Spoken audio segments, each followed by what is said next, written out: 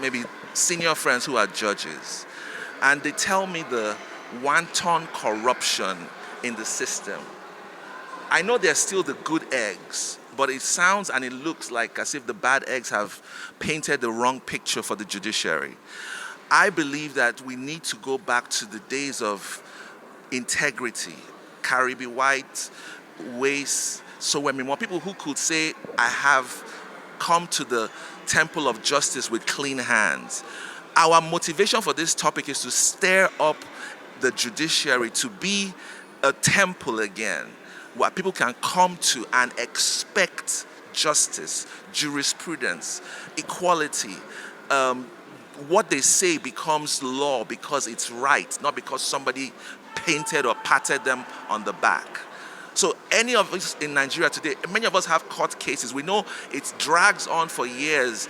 The judicial system is in the process of going through the electoral tribunal. It drags on for years.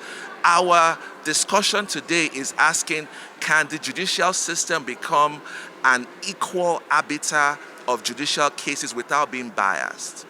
That's what we are asking. Can they come to equity with clean hands and make a difference where they are?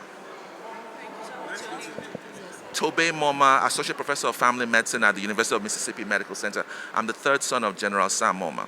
I'm also the Executive Director of the Sam Momah Foundation. Thank you so much. God bless.